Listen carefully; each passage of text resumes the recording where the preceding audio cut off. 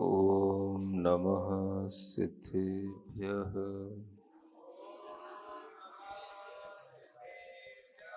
ॐ नमः सिद्धेभ्यः।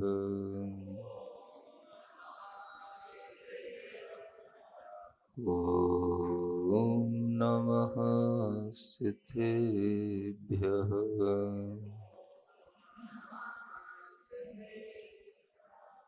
ओकारं बिन्दुसंयुक्तं नित्यं ध्यायन्ति योगिनः कामदं मोक्षदं चैव ओंकाराय नमो नमः। अरहमित्यक्षरं ब्रह्म वाचिकं परमेष्ठिनः सिद्धचक्रस्य सद्बीजं सर्वतः प्रणमाम्यहम्। अनंतानंत सिद्ध परमेष्ठी भगवान की, देवादिदेव श्री पार्श्वनाथ भगवान की, वर्तमान शासन नायक श्री वर्धमान महावीर भगवान की, परम पूज्य आचार्य गुरुवर श्री विद्यासागर जी महाराज की,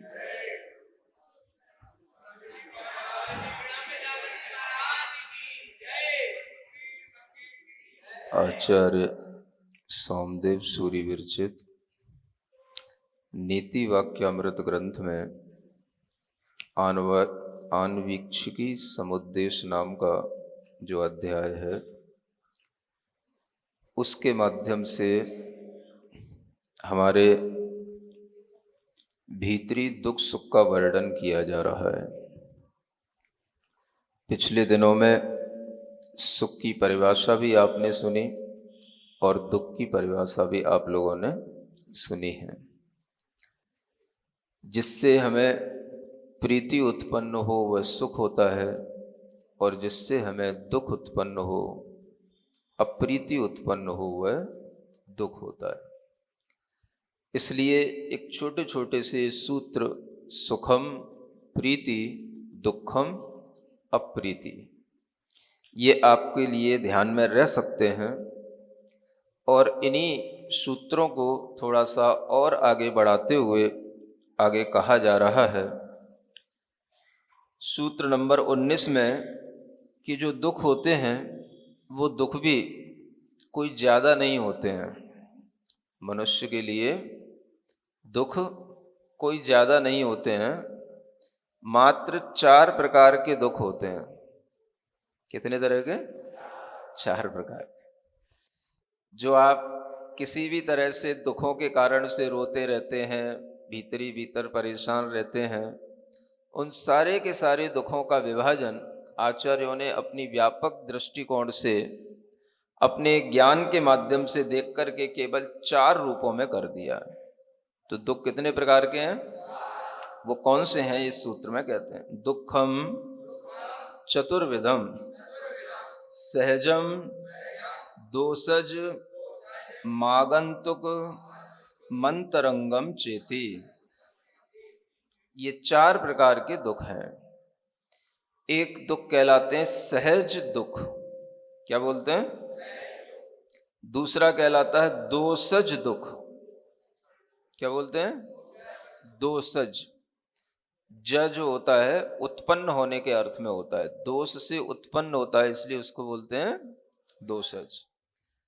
और तीसरा होता है आगंतुक दुख, और चौथा होता है अंतरंग दुख। बस ये 4 तरह के दुख हैं। कितने? 4।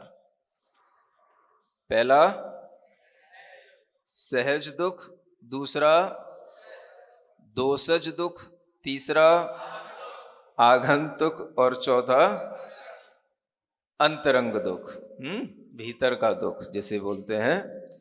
अब इनकी थोड़ी सी व्याख्या स्वयं सूत्रों के माध्यम से की गई है, और हर एक दुख का लक्षण भी सूत्रों के माध्यम से बताया गया है।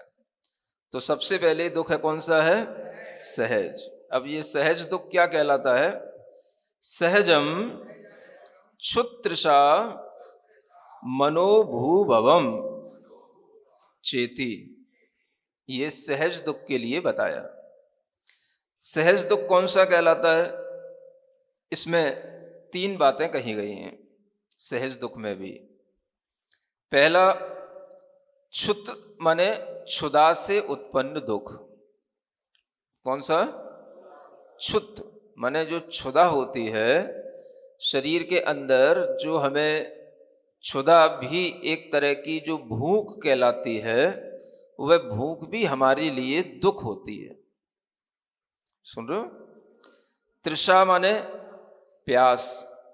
जब भूख है तो प्यास भी होती है। तो ये जो 2 दुख हैं ये शरीरगत दुख हैं।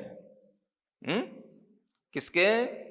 शरीर से उत्पन्न होने वाले, एक भूख का और एक प्यास का। और तीसरा जो लिखा है मनोभूभवम, यानी मन की भूमि में उत्पन्न होने वाला, मन के अंदर उत्पन्न होने वाला, जिसे कहा जा सकता है, वैसे तो अगर देखें इसके 2 अर्थ निकल सकते हैं। मन की भूमि में उत्पन्न होने वाले अनेक प्रकार के जो हमारे अंदर काम क्रोध आदि भाव होते हैं, ये सब मनोभूभव कहलाते हैं। और विशिष्ट रूप से देखें तो मनोभू माने काम होता है। मनोभू माने क्या होता है? काम। काम माने जो इच्छाएं हैं अनेक तरह की, उन इच्छाओं से उत्पन्न हुआ दुख। अब ये तीनों प्रकार के दुख यहां पर सहज कहे गए हैं। क्या बोला इनको? सहज। एक दिन आपको कहा था सहज का मतलब क्या? जो हमारे साथ साथ उत्पन्न हो उसका नाम है सहज। सह माने क्या होता है? साथ, है ना? सहजातम इति सहजम। जो साथ साथ उत्पन्न हो, माने जब हमारा जन्म हुआ तो जन्म से ही हमारे लिए भूख आ गई साथ में, है ना? प्यास जो है वो जन्म से ही हमारे साथ में आ गई। और मन के अंदर अनेक तरह के जो दुख हैं वो भी हमारे साथ में जन्म से ही आ गए। ये तीनों ही प्रकार के सहज दुख कहलाते हैं। बच्चा छोटा सा भी होता है तो उसके लिए भी भूख और प्यास की बाधा होती है। जन्म के उपरांत भी होती है, और अगर हम गौर से देखें तो जन्म के पहले भी होती है।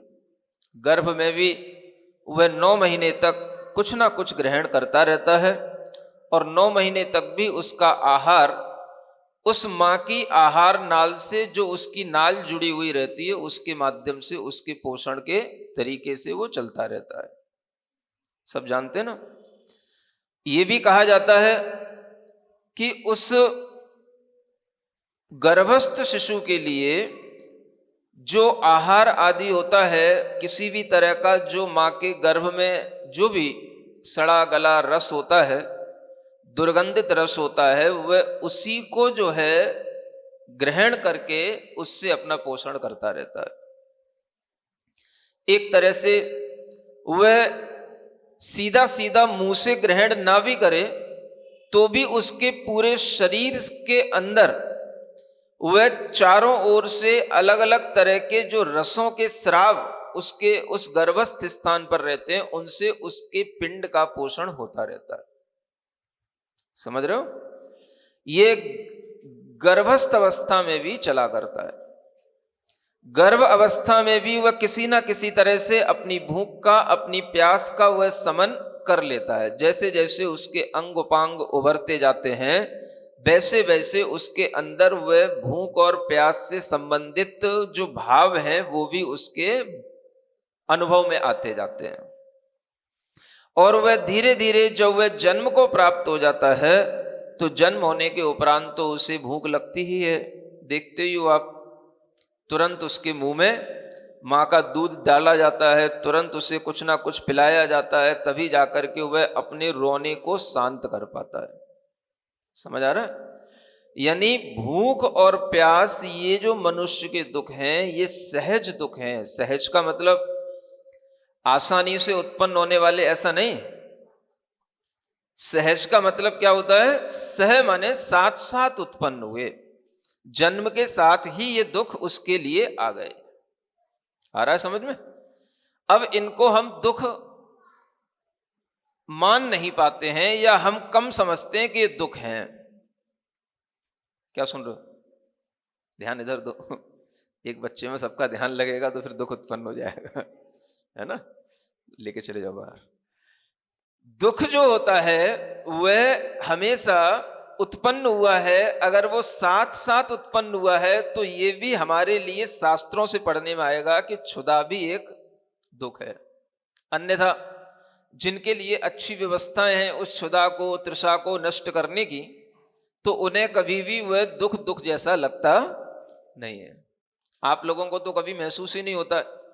भले ही जिंदगी भर पूजा में कहते रहो क्षुधा रोग विनाशनाय नैवेद्यम निरुपमामिति स्वाहा, कहते तो रहोगे, लेकिन कभी आपको महसूस नहीं होगा कि क्षुधा भी कोई रोग है, इसके कारण से भी अपने को कोई दुख होता है। क्योंकि आपको समय पर सब चीजें उपलब्ध होती हैं। सुबह का नाश्ता अलग होता है, मंदिर में आने से पहले का पानी जलपान अलग होता है, मंदिर से जाने के बाद का जलपान अलग होता है, दोपहर का भोजन अलग होता है, फिर दोपहर का भोजन के बाद में आराम करने के बाद जब उठते हैं तो फिर उस समय का हल्का फुल्का फल फ्रूट का भोजन वो अलग होता है। फिर उसके बाद जब घर से बाहर निकलते हैं, कहीं दूसरी जगह जाते हैं, तो फिर चाय पानी ठंडा वो अलग होता है, और शाम तक आते आते फिर का भोजन वो अलग होता है, और फिर शाम ढलने के बाद में रात्रि की फलाहारी वो अलग होती है, वो ठंडाई अलग होती है, और सोने से पहले का वह दूध और वो सब जो है फल, है ना, वो सब मखाने की खीर वो अलग होती है। ये सब तरीके की चीजें जो सुविधाजनक तरीके से आपको सुबह से शाम तक घर में प्रदान की जाती हैं, इससे आपको कभी लगता ही नहीं कि क्षुधा भी कोई रोग है और इससे भी हमें कोई दुख उत्पन्न होता है। कब महसूस होगा दुख उत्पन्न होता है? जब भूख लग रही हो, प्यास लग रही हो और कुछ मिल ना रहा हो, तब थोड़ा सा लग सकता है हाँ दुख हो रहा है, कितनी देर से भूखे बैठे हैं, कितनी देर से प्यास लग रही है, किसी ने पानी नहीं पिलाया, कहीं पानी नहीं मिला, उनके लिए ये दुख होता है। अब आप विचार करो, दुनिया में बताया जाता है भारत में बहुत गरीबी है, इतना भी बताया जाता है कि बहुत से ऐसे लोग होते हैं जो सुबह से शाम तक 2 वक्त की रोटी भी जिनके लिए नसीब नहीं होती है, 2 वक्त का भोजन भी जिन्हें नहीं मिलता है, 1 वक्त भी जैसे तैसे मिल जाए उसी को खा करके रोजाना बस इतना मिल गया कि बस उस दिन का उनके लिए काम चल गया, ऐसे बहुत से लोग होते हैं। और उन लोगों के लिए भी तरह तरह की व्यवस्थाएं अनेक अनेक जगहों पर, शहरों में, गांवों में बनी रहती हैं। सामूहिक भोजन की व्यवस्थाएं कई जगहों पर चलती हैं और उनमें अनेक लोग आकर के भोजन करते हैं, कईयों को तो मिल जाता है और कईयों को उसके बाद भी नहीं मिलता। अनेक तरह के ऐसे जो लोग जीवन जीते हैं, उनके लिए जो भूख से पीड़ा होती है, प्यास से जो पीड़ा होती है, उनको समझ में आएगी कि भूख का भी कोई दुख होता है, प्यास का भी कोई दुख होता है। आपको तो बस यहां से जैसे ही घर पहुंचोगे सब बना बनाया तैयार मिलेगा, आपको कोई भूख का प्यास का दुख आपको महसूस होने ही नहीं दिया जाता। इसलिए ये सहज दुख मानो आपके लिए है ही नहीं। ऐसा ही बोले, फिर भी दुख तो है, कभी ना कभी तो हो ही जाता है। कभी कभी मर्यादा के कारण से भी हो जाता है। कहीं आप कोई रिश्तेदारियों में गए हो, कहीं दूसरी जगह गए हो, या कोई आपके लिए कोई व्रत इत्यादि हो, कहीं आपका नियम हो कि हमें भगवान के दर्शन करने के बाद भोजन आदि करना है और वो लेट तक दर्शन मिले, ऐसा भी कई बार अगर हो जाता है तो भी वो दुख का कारण आपके लिए बन सकता है, आपको अनुभूत हो सकता है। भूख में भी दुख होता है, लेकिन ये दुख हमारे लिए अलग से नहीं आया। ये कैसा है? सहज है। ये भूख और प्यास का दुख कैसा है? सहज। सहज का मतलब शरीर जैसे आपके साथ में है उसी तरह से ये दुख भी आपके साथ में है। माने जब से आपका ये शरीर अपने साथ में मिला है, तब से ही ये दुख भी हमारे साथ में चल रहा है। जो इसको दुख समझते हैं वही भगवान के समक्ष पूजा में क्षुधा रोग विनाशनाय ऐसी भावना करते हैं। आप तो अर्घ भी चढ़ा जाते होगे, लेकिन फिर भी कभी भावना नहीं आती कि ये भी कोई दुख होता है।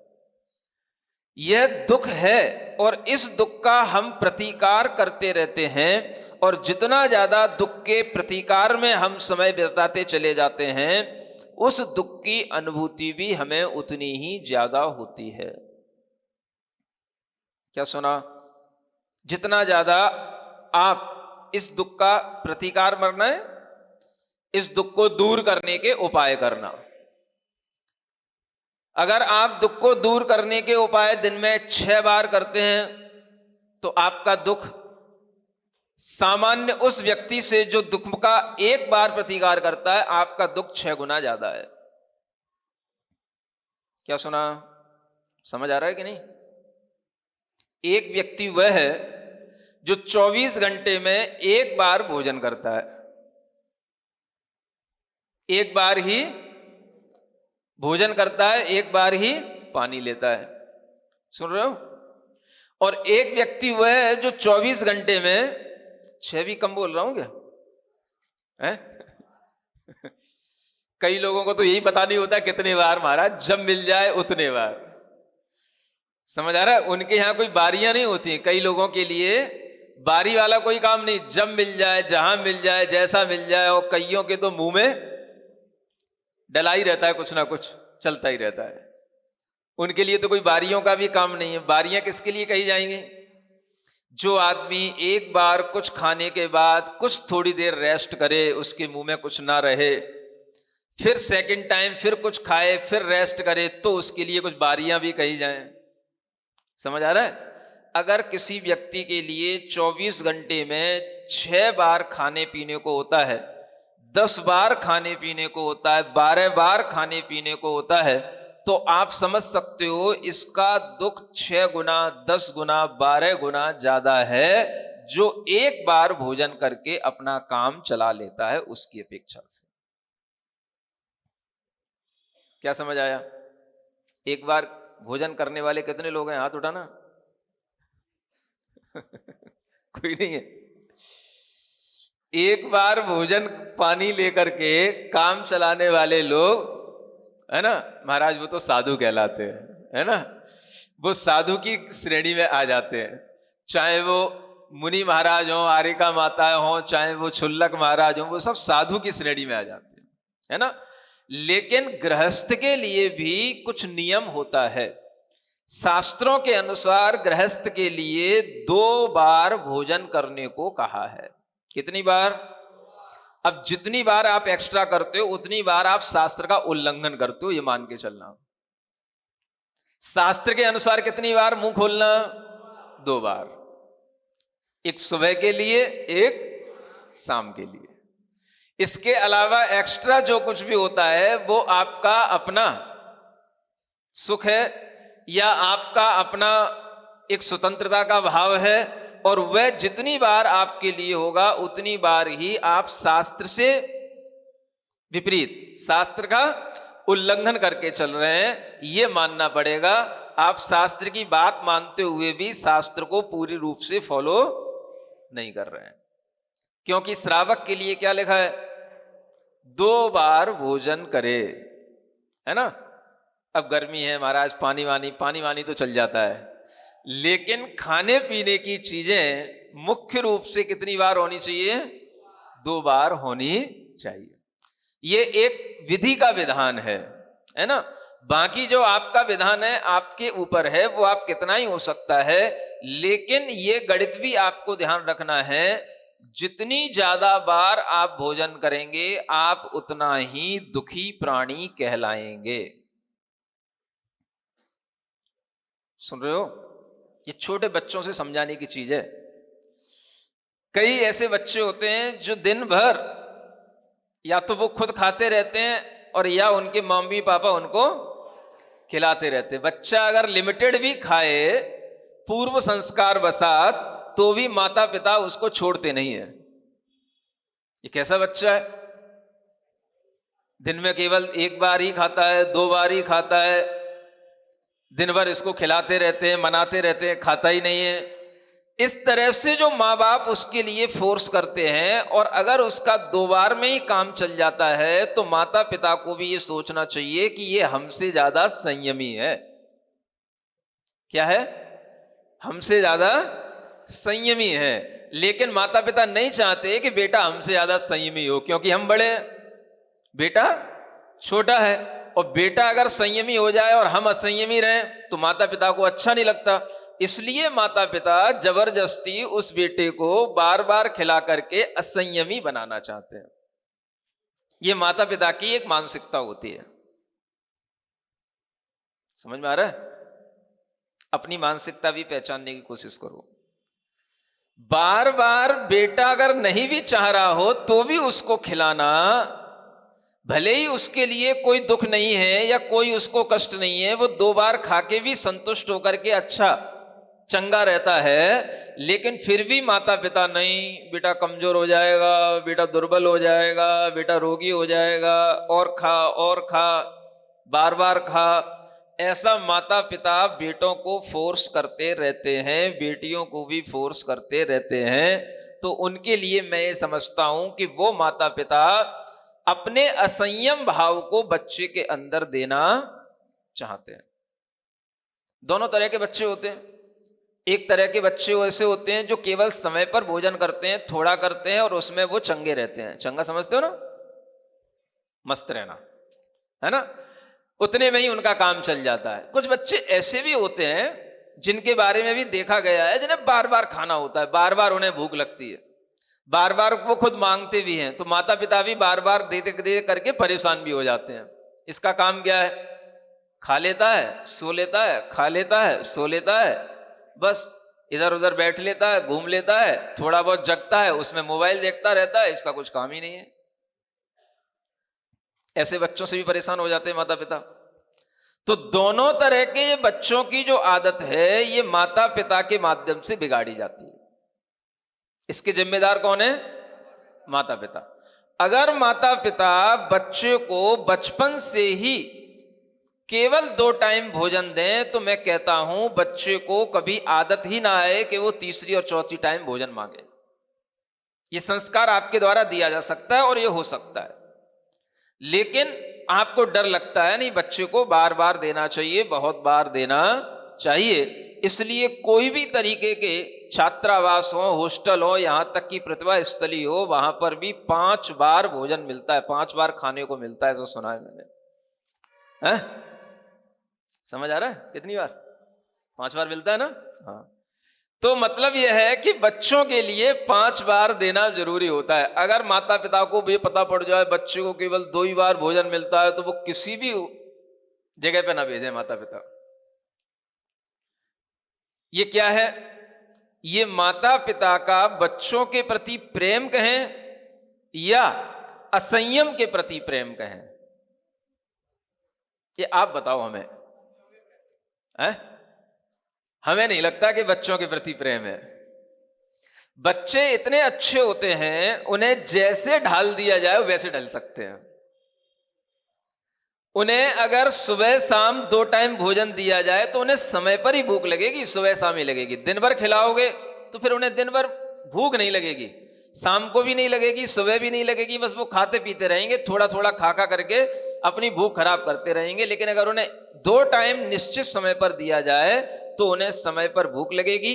बीच में पानी आदि देना हो, कुछ थोड़े तरल पदार्थ देना हो तो अलग बात है, लेकिन उन्हें 5-5 बार अगर भोजन देने की आदत डाली जाती है तो यह भी जो है गुरुकुल की पद्धति में नहीं चलता है।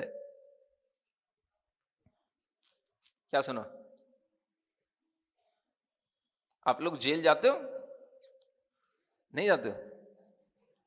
जाते तो नहीं हो, लेकिन कई बार गए भी होगे, देखा भी होगा है। कितनी बार भोजन मिलता है वहां?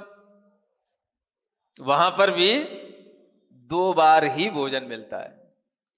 बीच में अपना पानी वानी पीते रहो, कुछ थोड़ा बहुत चना मूंगफली खाते रहो, अलग बात है, लेकिन भोजन आपको 2 बार मिलता है। समझ आ रहा है? जेल अपने आप में इतनी बुरी चीज नहीं है, वो भी हमें वही चीज सिखाती है जो वास्तव में धर्मशास्त्रों में लिखी हुई है। इसलिए जेल के अंदर वह सब संयम पलता है, वो सब व्रत पलते हैं जो व्रत भगवान महावीर स्वामी ने बताए।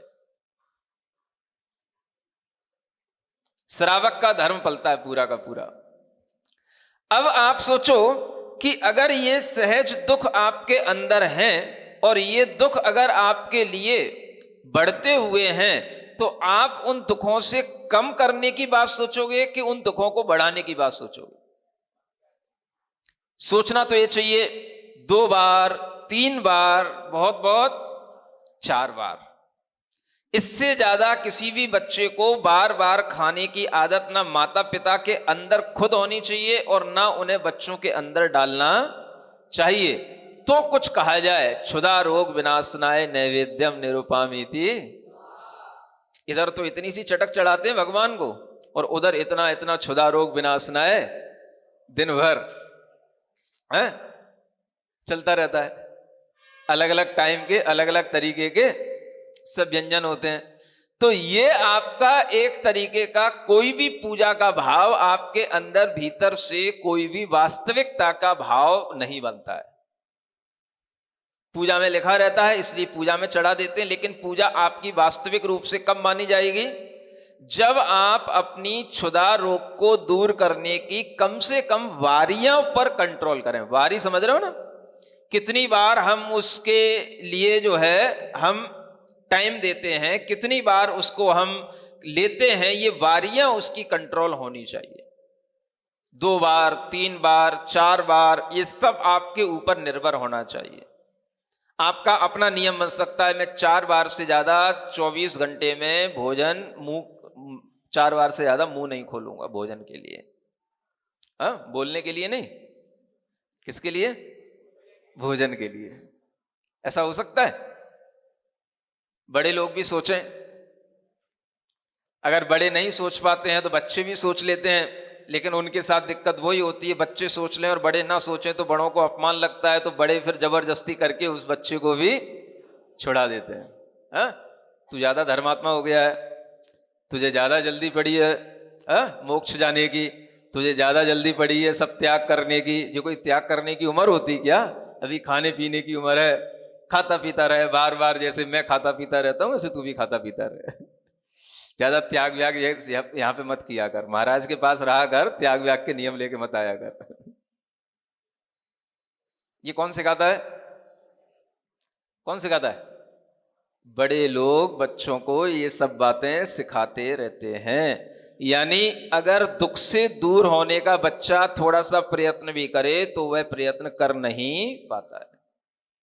लेकिन ये सहज दुख आपके लिए जो मिले हैं, सबके लिए जो मिले हैं, ये दुख भी आप आसानी से जीत जाते हैं, या यूं कहें इन दुखों से आपको बहुत कम दुख होता है, जब तक कि कोई डॉक्टर आपके लिए मना ना करे या कोई ऐसी अशक्त अवस्था आपके लिए रोग आदि की ना हो जाए कि आप चाहें और ना खा पाएं, तब तक आपके लिए ये दुख कभी दुख लगता नहीं है। तीसरा मानसिक दुख है। भीतर अपने अंदर क्रोध है, काम है, ईर्ष्या है, इस तरीके के जो भाव उत्पन्न होते हैं, ये मन के द्वारा उत्पन्न होने वाले ये भाव, ये जो है एक तरह के ये मानसिक दुख कहलाते हैं। ये भी सहज है। सहज का मतलब जब से बच्चा जन्म लिया है उसके अंदर भी इस तरह के भाव आते रहते हैं, और इन भावों के माध्यम से भी जो है उसके अंदर दुख उत्पन्न होता रहता है। बच्चा जिद्दी होता है, क्लेश करता है, क्रोध करता है, तो भी उसके लिए दुख सहजता से बचपन से ही उसके अंदर बना रहता है। तो ये 3 तरह के दुख सहज दुख हैं। इनमें 2 तरह के दुख तो शारीरिक हैं और एक दुख जो है वो मानसिक है। इन तीनों तरह के दुखों को यहां क्या कहा गया है? सहज दुख। आ रहा है समझ में? आगे कहते हैं दोषजम वात पित्त कफ वैषम्य संभूतम। दूसरे तरह का दुख कहलाता है दोषज दुख। क्या बोलते हैं? दोष माने होता है हमारे शरीर में 3 दोष होते हैं, जिसे हम 3 तरह के अपने शरीर में प्रकृतियां कहते हैं, एक वात, एक पित्त और एक कफ। इन 3 चीजों से शरीर के अंदर हमेशा अगर इनका संतुलन रहेगा तो वह निरोग अवस्था कहलाती है, और इनका असंतुलन हो जाता है तो वह रोग अवस्था कहलाती है। रोग किससे बनते हैं? इन 3 दोषों से ही बनते हैं। कोई भी तरह के रोग होंगे, वात, पित्त और कफ से, कफ की वैषम्यता से उत्पन्न होने वाले रोगों को दोषज दुख कहा जाता है। और जब इस तरीके का कोई भी दुख होता है तो वह दुख तो होता है, और उस दुख को भी हम सहन करते हैं। ये दोषज दुख हैं जो किसी ना किसी प्रकृति की कुपितता से उत्पन्न होते हैं। प्रकृति के कुपित होने से ये प्रकृतियां कही जाती हैं। किसी के अंदर वात प्रकृति होती है, किसी के पित्त प्रकृति होती है, किसी की कफ प्रकृति होती है, और उनकी प्रकृतियों की अगर विषमता हो जाए तो ये रोग बन जाते हैं। प्रकृति तो होनी चाहिए, अगर ये तीनों सम अवस्था में रहते हैं तो कहा जाता है व्यक्ति स्वस्थ है। पहले के जो वैद्य हुआ करते थे, सबसे पहले आपके रोगों को देखने के लिए नाड़ी देखा करते थे। क्या देखते हैं? हाँ, आज भी कोई नाड़ी देखना जानता है? ये भी एक कला है, नाड़ी देखने की कला। ये कला भी जो है लोगों को सीखना चाहिए और सिखानी चाहिए। क्या समझ आया? हर व्यक्ति के शरीर में ये तीनों चीजें चलती हैं, ये तीनों प्रकृतियां होती हैं, वात, पित्त और कफ। और नाड़ी के माध्यम से देखने में आता है, जब आप अपनी 3 उंगलियां यहां रखते हैं तो वात, पित्त और कफ क्रम से ही वो जो है वो तीनों उंगलियों की वो 3 नाड़ियां अपने आप समझ में आती हैं। और जिस नाड़ी के अंदर विकार उत्पन्न हो रहा होगा उसकी फड़कन अलग जो है वो दिखाई उस अनुभव में आती है जो उस नाड़ी को देखना जानता है। ये देख करके आप अपने अंदर के या किसी दूसरे के भी रोगों का पता लगा सकते हैं कि इस व्यक्ति के अंदर कौन सी चीज के प्रकोप से कौन सा रोग का अभी वातावरण बन रहा है, या हो गया है, या होने वाला है। सब कुछ पता पड़ जाता है। चीजें 3 ही हैं। शरीर में कोई भी रोग होगा, आज का जो एलोपैथी का साइंस है वो ये वात, पित्त, कफ नहीं जानता। जो आयुर्वेद का साइंस है वो ये वात, पित्त, कफ की पद्धति पर चलता है, और यही प्राचीन पद्धति है। शरीर में किसी भी तरीके का रोग होगा, या तो वो वात से उत्पन्न हुआ है, या कफ से हुआ है, या पित्त से हुआ है। वात की कुपित्सा से उत्पन्न होने वाले रोग, पेट में गैस बनना, गैस ट्रबल ज्यादा होना, शरीर के किन्हीं भी अंगों में दर्द होना, ये वात के प्रकोप से उत्पन्न होने वाले रोग हैं। और शरीर के अंदर कोई भी तरीके का अगर वात का रोग उत्पन्न होता है तो वह वात के रोग में दर्द जो है वो शरीर के कई अंगों में कई जगहों पर उत्पन्न हो जाता है। ये वातज रोग कहलाते हैं। ये वात के दोष के प्रकोप से उत्पन्न होते हैं। पित्त के कारण से उत्पन्न होने वाले रोग होते हैं, वो अलग होते हैं। जैसे किन्हीं किन्हीं के शरीर पर वो लाल लाल चिट्टे से बन जाते हैं, माने चिट्टे चिट्टे लाल लाल बन जाते हैं ना, दाने दाने से उभर आते हैं लाल लाल। कई बार पित्ती सी भी उभर आती, पित्ती बोलते। पित्ती क्या है? वो पित्त के ही प्रकोप का नाम पित्ती है। पित्त के प्रकोप के कारण से भी अनेक तरीके के दोष होंगे, रोग होंगे। जैसे एसिडिटी बनना, ये किसका रोग है? ये पित्त का रोग है। पित्त अगर ज्यादा आएगा, ज्यादा बनेगा, तो आपके लिए उल्टी होगी, आपके लिए भोजन करने में नहीं आएगा। वह पित्त अगर सम रहेगा तो भोजन के पचाने में काम आएगा, और अगर विषम हो गया तो भोजन को फेंकने के काम आता है। पित्त के कारण से ही आंखों में लालामी आती है, माने आंखों के जो रोग होते हैं जिसमें आंखें लाल हो जाती हैं, हमेशा कईयों की आंखें बिल्कुल लाल बनी रहती हैं, किसके रोग हैं? पित्त के रोग हैं। पित्त के कारण से ही नाक फूटने लग जाती है, नक्सीर जिसको बोलते हैं, किसके रोग हैं? ये पित्त के रोग हैं। पित्त के कारण से ही शरीर पेट में अम्ल ज्यादा बनता है, और उसी के कारण से जो है अनेक तरीके के, अगर वो अम्ल ज्यादा बनने लग जाता है तो वही रोग अनेक तरह के अल्सर आदि जो है रोग हैं उनको भी पैदा कर देता है, क्योंकि जो पित्त बनेगा वो तीक्ष्ण होता है, वो भीतर के अंगों को वो जलाने लग जाता है। वह पित्त के कारण से आपके शरीर में अनेक तरीके के इस तरीके के जलन वाले जो रोग पैदा होते हैं, जिसके कारण से आंखें जल रही हैं, पेट जल रहा है, गला जल रहा है, इस तरीके की जलन पैदा करने वाले सारी की सारी शरीर में बीमारियां किसके रोग से समझनी चाहिए? ये पित्त के प्रकोप से हो रही हैं। लालामी शरीर के अंदर या बाहर ज्यादा दिखने लग जाए, ब्लड के अलावा, हीमोग्लोबिन के अलावा, तो वो किसका रोग है? पित्त का रोग है। आ रहा समझ में? पित्त के रोग के कारण से मुंह के ऊपर भी बहुत सारे चिट्टे आ जाते हैं और शरीर में भी अनेक तरह के चिट्टे उभर आते हैं। ये पित्त के कारण से स्किन डिजीज जो होती हैं उसमें ज्यादातर ये पित्त के प्रकोप से होती हैं। समझ आ रहा है? ये सब होता है कि नहीं होता है? ये कौन सा दोष है? पित्त दोष से उत्पन्न होने वाला रोग, और रोग हो गया तो दुख तो होगा ही। तीसरा, कफ की विषमता से उत्पन्न होने वाले रोग। कफ से कौन से रोग उत्पन्न होते हैं? सर्दी, जुकाम, खांसी, निमोनिया, है ना, बार बार जो है एकदम से कफ आ जाना, गला भर जाना, बार बार जो है खांसने की इच्छा होना, पूरी श्वास नहीं ले पाना, लंग्स के अंदर भी अनेक तरीके की जो बीमारियां होती हैं, लंग्स की कमजोरियां होती हैं, ये सब कफ के कारण से होने वाले रोग होते हैं। कोरोना में सबसे ज्यादा पहले से ही अगर कोई सिम्टम दिखाई देता है तो वो रोगों का सबसे ज्यादा कहां पर? लंग्स पर। और लंग्स के कारण से आपको सबसे पहले क्या होगा? सर्दी, जुकाम।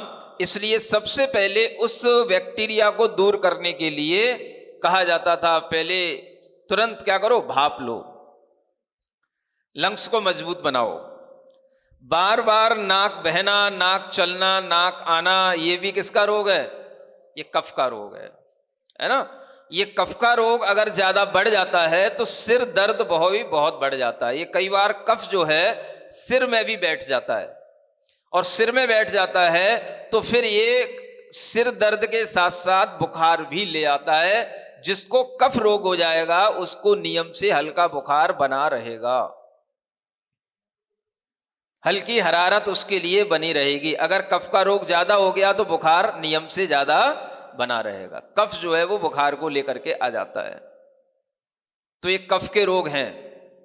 जो भी हृदय संबंधी रोग हैं और जो लंग से संबंधित रोग हैं, नाक कान गले के रोग हैं, ये सब ज्यादातर रोग कफ से भी उत्पन्न होते हैं। इसलिए कफ की समता बनाए रखने के भी उपाय होते हैं, और इन तीनों दोषों की समता को बनाए रखने के लिए भी उपाय होते हैं। सुन रहे हो? 3 दोष हैं, और इन तीनों दोषों को नियंत्रित करने की 3 औषधियां हैं, जिसे रत्नत्रय कहा जाता है। कौन सा रत्नत्रय? कौन सा रत्नत्रय? एक आत्मा का रत्नत्रय है वो अलग है, और शरीर का रत्नत्रय है वो अलग है। शरीर के लिए ये 3 जो औषधियां आपको मैं बता रहा हूं, ये वात पित्त कफ तीनों को समायोजित करने के लिए 3 औषधियां हैं। क्या बता दूं? आत्मा का रत्नत्रय तो सबने सुना है, सम्यक दर्शन, सम्यक ज्ञान, सम्यक चारित्र। तो शरीर का रत्नत्रय किससे बलेगा? हरण, बहेड़ा, आंवला। 3 चीजें हैं, हरण, बहेड़ा, आंवला। इन तीनों का सम अनुपात बना करके इसका चूर्ण का भोजन के बाद 1 चम्मच आपके लिए सेवन अगर प्रतिदिन करते बने तो आप इन अमृतों के माध्यम से, इन 3 रत्न फलों के माध्यम से अपने इन 3 दोषों के प्रकुपित होने से अपने आप को बचा सकते हैं। इसको बोलते हैं त्रिफला। क्या बोलते हैं? हाँ, ये 3 चीजों के मिलने से जो औषधि बनती है इसको बोलते हैं त्रिफला। तो ये त्रिफला जो है वह किसका, शरीर के धर्म को सम बनाए रखने का ये त्रिफला औषधि है। और आत्मा के अंदर समभाव को बढ़ाए रखने की औषधि सम्यक दर्शन ज्ञान, सम्यक चारित्र है। आ रहा समझ में? और शरीर के अंदर 3 रोग उत्पन्न होते हैं, तो वो वात, पित्त और कफ से होते हैं। आत्मा के अंदर जो रोग उत्पन्न होते हैं वो राग, द्वेष और मोह से होते हैं। समझो आत्मा का विज्ञान और शरीर का विज्ञान। आत्मा के अंदर रोग उत्पन्न किससे होते हैं? राग, द्वेष, मोह से होंगे। और आत्मा के रोग कौन से कहलाएंगे? जन्म, जरा और मृत्यु। ये किसके रोग हैं? ये आत्मा के रोग हैं। समझ आ रहा है? ये रोग आत्मा में लगे रहते हैं। ये लोग उत्पन्न होते हैं तो कहां से होते हैं? तो रोगों की उत्पत्ति के कारण, रोग के नाम और उन रोगों के दूर करने के उपाय। ये तीनों आत्मा के लिए भी 3-3 संख्या में है और शरीर के लिए भी 3 संख्या में है। आ रहा है समझ में कि नहीं? शरीर के अंदर रोग उत्पत्ति के 3 कारण, रोग उत्पत्ति के 3 कारण वात, पित्त, कफ। शरीर के अंदर जो रोग उत्पन्न होंगे वो वातज, पित्तज और कफज यूं बोले जाएंगे। वो रोग कोई भी हो सकते हैं, उनके नाम कोई भी हो सकते हैं, लेकिन वो रोग जो उत्पन्न होंगे उनके किससे उत्पन्न हुए? तो वात से उत्पन्न होने वाला रोग वातज, पित्त से उत्पन्न होने वाला पित्तज और कफ से उत्पन्न होने वाला कफज। समझ आया? फिर उस रोग का नाम कुछ भी कहा जाएगा। भाई आपको बहुत गैस ट्रबल हो रहा है, वातज रोग है। आपके पेट में अल्सर हो रहा है, जलन हो रही है, एसिडिटी ज्यादा हो रही है, पित्तज रोग है। आपको बार बार जुकाम होता है, आपको बार बार खांसी आ रही है, आपको निमोनिया होता है, कफज रोग है। तो शरीर को 3 रोग, जो 3 प्रकार के रोग हो रहे हैं, ये कौन उत्पन्न कर रहा है? इनके कारण भी 3 है, वात, पित्त, कफ।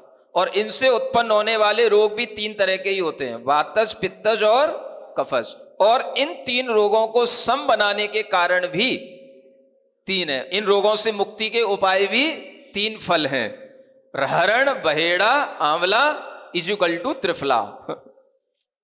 समझ आ रहा है? ये आपको ध्यान में रखना है। ये शरीर का रत्नत्रय है। और आत्मा के लिए रोग उत्पन्न किससे होते हैं? राग, द्वेष, मोह, इनसे उत्पन्न होते हैं आत्मा में रोग। और आत्मा के रोग कौन से हैं? 3, जन्म, जरा, मृत्यु। और इन तीनों रोगों को समन करने के तरीके क्या हैं? सम्यक दर्शन, सम्यक ज्ञान और सम्यक चारित्र। आपसे बड़ा कोई दुनिया में विद्वान नहीं है जो आपने अगर इतना ज्ञान सीख लिया तो।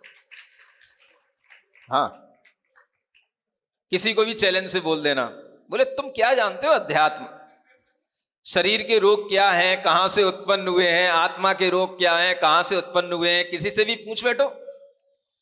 अगर वो सही ना बता पाए तो समझ लेना इस व्यक्ति को अध्यात्म का कोई भी ज्ञान नहीं है। ये अध्यात्म का ज्ञान इसको कहते हैं, है ना? भीतर का भी ज्ञान होना, बाहर का भी ज्ञान होना, अपने बगीचे की पूरी नॉलेज तो होनी ही चाहिए। समझ आ रहा है? अब इसके आगे भी कुछ हो जाता है। अगर इसके आगे हम देखें तो आगंतुक नाम का एक और जो हमारे सामने दुख बताया गया था, वो तीसरा दुख है। कौन सा? आगंतुक दुख। उसके लिए कहा गया है वर्षा आतप आदि जनितम। ये आगंतुक दुख है। आगंतुक माने आने वाला दुख, कभी भी आ जाता है या एक के बाद में एक दुख आ जाता है।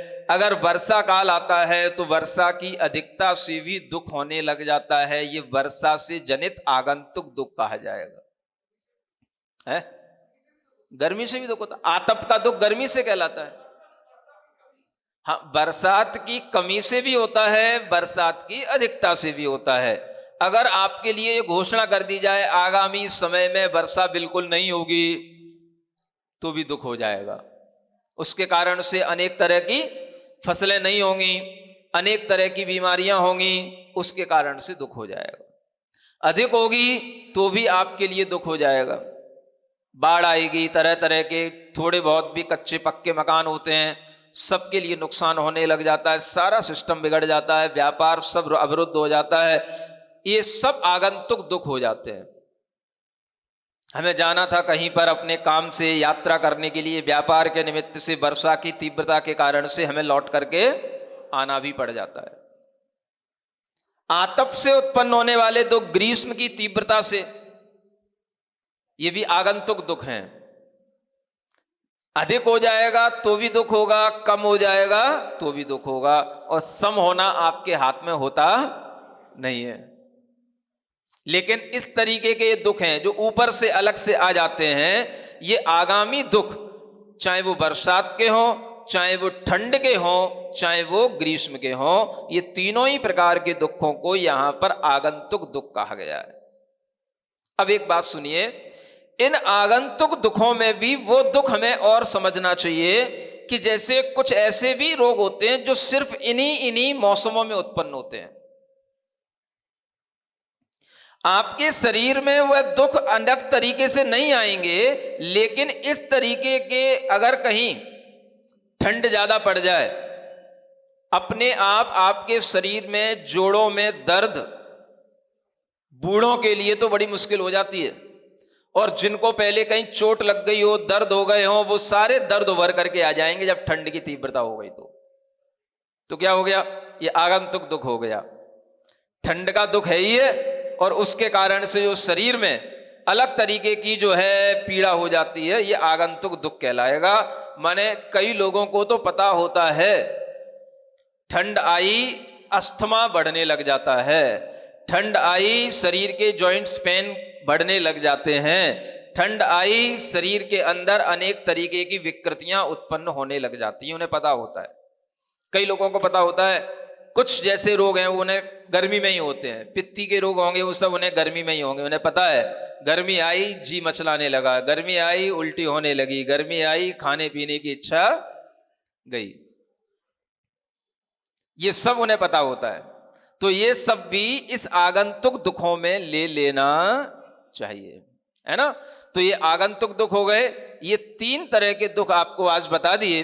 अंतरंग जो दुख हैं उनकी चर्चा अपन कल करेंगे। तो इस तरह से हमने आज दुखों के चार भेदों में से तीन भेदों को अच्छे ढंग से समझा है कि दुख जो है वो ज्यादा नहीं है। कितने हैं? चार हैं। अगर आपको ज्ञान नहीं है तो आप सोचते रहोगे ये भी दुख, वो भी दुख, ये भी दुख, वो भी दुख, लेकिन अगर व्यक्ति जानकार होगा तो सिर्फ चार तरीके की कॉलम बनाएगा। वो कितने कॉलम बनाना है? अपने पास हमेशा एक अपनी डायरी रखो, एक अपनी फेवरेट डायरी होनी चाहिए। नॉलेज आपको दी जा रही है, अगर ये केवल आपके पास में नोट होकर के बनी रहेगी तो आपके जीवन भर ये आपके लिए गिफ्ट काम में आएगी। समझ आ रहा है? ये केवल प्रश्न उत्तर के लिए नहीं होना चाहिए, ये नोट्स अपने हित के लिए होना चाहिए। हर बेटे बेटी को अपने पास में नोट्स रखने चाहिए, और अगर बेटी पर घर में भी जाए तो अपनी दौलत ये जो हम दे रहे हैं ये साथ में लेकर के जाए। ये हमारी तरफ से बेटियों के लिए दहेज है और हमारी तरफ से बेटों के लिए आगामी जीवन के लिए ये दौलत है। समझ आ रहा है? हाँ, ये अपने पास रखोगे। दुख हो रहा है, दुख हो रहा है, कितना हो रहा है, क्या हो रहा है, अरे भाई उसके लिए चार कैटेगरी में डिवाइड करो, दुख अपने आप डिवाइड हो जाएगा। समझ आ रहा है? अगर आपको पता होगा कि दुख कहां से आ रहा है, कौन सी कैटेगरी में आने वाला दुख है, आप उसका सॉल्यूशन निकाल लोगे। तो हमने तीन तरह के दुखों की बात की, चौथे दुख की बात कल की जाएगी, विस्तार के साथ करेंगे, क्योंकि दुख सबसे ज्यादा आपको जो होता है वो शायद चौथे वाला होता है, उसकी चर्चा समय लेगी, इसलिए वह चौथा दुख आपके समक्ष बाद में आएगा। बोलिए महावीर भगवान की।